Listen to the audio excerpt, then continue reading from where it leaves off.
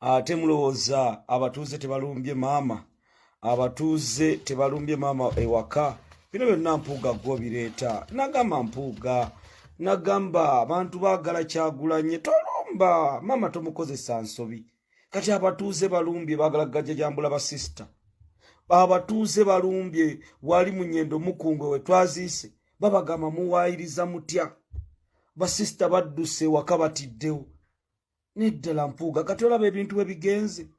Kubanga abantu, amaanyi g'abantu kasita balaba ng'okutte ku pulezidenti, okutte ku National Unity Platform, baba bavaayo buvi. Nange mu Mirasanafu sisobola kuba abamu mubadde mikwano gyange, abamu mwenna ttiimu ya Sseggirinya famire muli mikwano gyange, naye bwe kyatuuse kukumanyira kukumanyira omukulembeze waffe, kukolesa obulimba, kasita mwakwataganye ne Museveni. Mu Mirasanafu ne ngamba kwayambaya mwenna ne mbagoba, kubanga kiye kinene kye tulina okutambuza ye Kyagulanyi Robert Ssentamu. Kati abatuuze balumbye awo butale bakedde nga bakambwe na miggo. Basisita bayise manju, abo basisita bannasaloodi kyokka nga bagatta bugasimama, kati bavuddeyo mbu baagala kumanyira, baleeta ebibozibozi, babawadde ssente.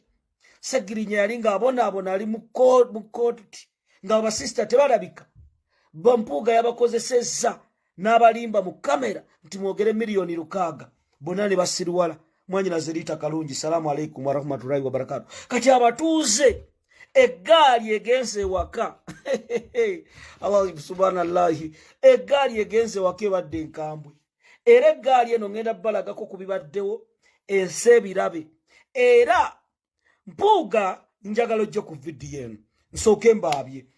Olunaku lweggulo bwe nafunye information nti bapula Mpuuga Mr. Bitaano maanyi ga Kiwato agezaako okukola press conference amatize famire abagambe mwogere kino na kino.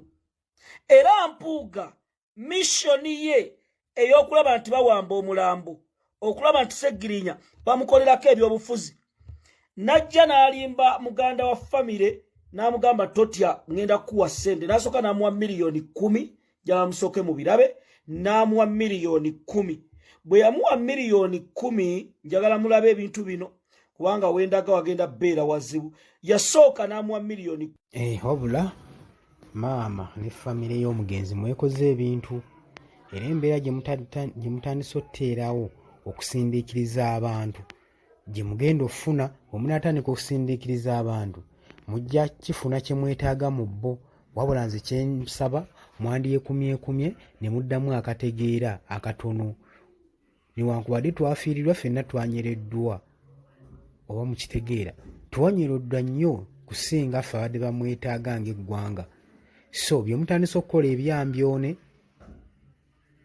nze nsaba byandibadde nga bigenda mu maaso n'okukomekkerezebwa, kubanga kati mpulira abatuuze basazeeko famire yaabwe wali ebyo baazise Sseggirinya ewaka e Masaka ne balumba famire olw'okuwaayiriza omukulembeze, otandika okwogerera ekibiina amafuukulu okuba mwaliddeyo obusente obutono obutagenda bamazaako mwezi. Ekintu ekyo kyamu nnyo bannange, mweddeko mulwanire ekitiibwa era fight hard Sseggirinya twagala osigale ng'okyali muffe, obeere ng'olwana bwezizingirire okulaba ng'embeera eno tebeerawo lubeerera. Mutegeeza oli ku Yugi Update TV kosinzira okuba ng'otuwuliriza, gwagala otuyingako kirira wansi waliwo ekigambo subscribe gwe mukwano gwange kikoonemu kijja kuleetera obudde obwo ojja bukoonamu ojja kubusobola bulungi nnyo okufolowinga gwe mukwano gwange ali yampuliriza. Mbagala nnyo mmwe abali emitala w'amayanja mwewale kwekumira ku Yugi Update TV. Mweraba.